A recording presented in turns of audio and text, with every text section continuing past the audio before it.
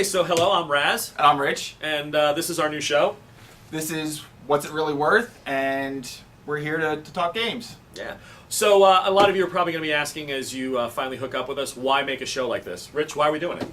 Well, one of the things that we always hear from gamers, either at conventions, in the stores, is how much do you pay for a game? You know, is it worth the money you're paying for it? Absolutely. And it's difficult to put that into a number. You know, is a $60 game worth it? Is a $20 game worth it? You know, just because it's cheap doesn't mean it's going to be a good game and you should buy it. And there's replayability and genre, and games can be real expensive, and if they're not a popular enough type of facet of the geek community, are you going to be able to draw people in to want to play it with you or give it a chance? So that's kind of what we're all about. Giving you a game, looking at it, having a panel of our people review it for you, and eventually we're going to get you involved in reviewing as well and helping us out. Right. What we're going to do is we're going to have a downloadable PDF that you can fill out, and we'll let you know what games we're going to be reviewing coming up next, and you can submit your reviews for it. We'll potentially include them in the show and give you a little shout out. That'd be awesome. Yeah, we're looking for any type of an opinion. If you're a gamer and you love board games like we do, we're going to want you as a part of it. Okay, so who are we and why are we making this type of a show? What makes us qualified to do it? I'm sure you're probably asking. Well, I'm a writer, podcaster of 2 years, and I'm the owner of the Wolf's Den. I'm the owner and creative designer for Ragtrap Productions. We've been in business for about 10 years now, and we've done a lot of miniature games, some card games, and that's kind of what my background is. I have a lot of design and production experience, so when looking at components, I can really, get into what you can expect in the game. Okay, so what can you expect when you tune into one of our shows? Well, first you're going to get at least one game review every show, and we're going to talk also about news that affects the board gaming world. You're also going to get interviews. If we have an interesting game designer or somebody comes into the show, we'll have a little interview with them. We'll also discuss Kickstarters, if there's a big Kickstarter we're following, or any other big game coming up that we think you might want to hear about. Yep, conventions, things of that nature as Right. well. Yep. So how do we actually rate a game? Well, after our panel of players test it, they're going to rate it in 5 categories on a scale of 0 to 5. Rich, what's category number 1? So first category is MSRP value. 0 is going to be something that's outrageously expensive. 5 is something that is very cheap. Now, that doesn't mean a $20 game is necessarily going to be rated a 5. Correct. This is going to come down to what you get for the game. The second category is going to be playtime and setup time. So if a game takes 25 minutes just to set up before you even get started, that's going to probably lower the rating a little bit. But if it's a quick setup and you're into the game super fast, that's going to help. Learning curve.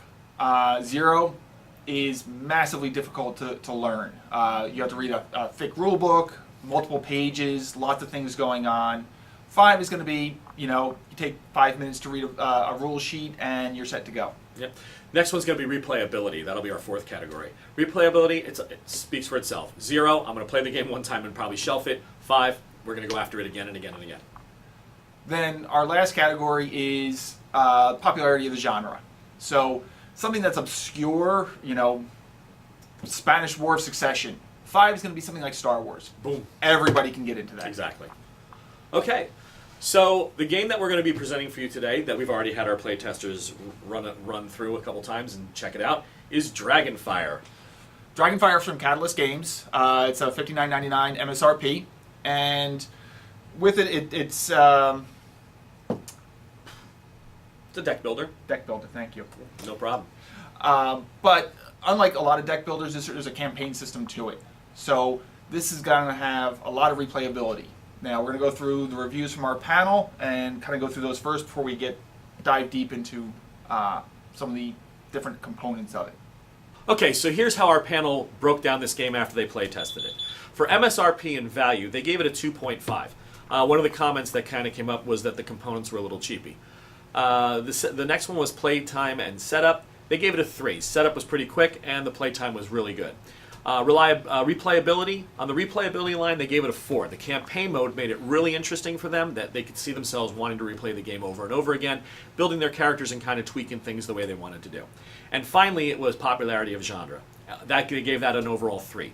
D&D is well known and it's out there. This isn't an RPG game per se, so it's not going to pull all the D&D people over to the badge, but it's still strong enough where you should be able to find plenty of people who will want to play it.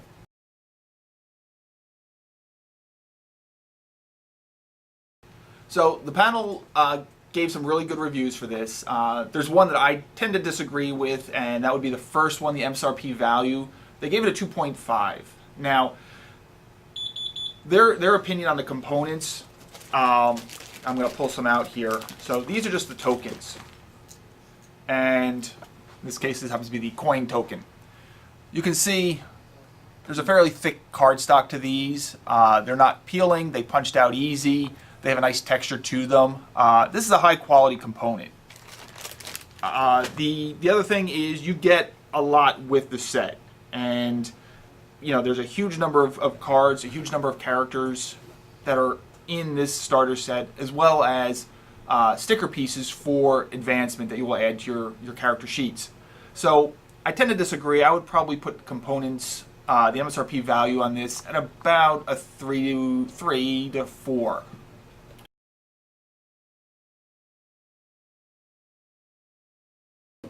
Okay, so as we're winding this episode down, let's talk about the next two games we're going to review. We're going to take a look at Conan the board game from Monolith and Hot Shots. And now for a little bit of news. On October 7th, Saturday, we're going to be at New York Comic Con. We're going to be looking to see if there's any game-related news going on at the show. So I know you're really excited about reviewing Conan by Monolith. I know that's a big favorite of yours. I'm looking forward to Hot Shots. I got to see a lot of people running demos of that at Gen Con and saw some store play going on recently. Everybody was having a great time with it, so I'm looking forward to reviewing that one. What kind of game is it, Rich? Hot Shots is you're a national park firefighter, and you're trying to prevent the national park from getting burned. And the mechanics they had for it just looked great. Again, like I said, looking forward to really getting in and playing it and trying to save the national forest. Yeah, and I'm looking forward to saving buxom young vixens as Conan, king of Samaria. So, well, actually, he was king of Apollonia, but he was a Sumerian. So.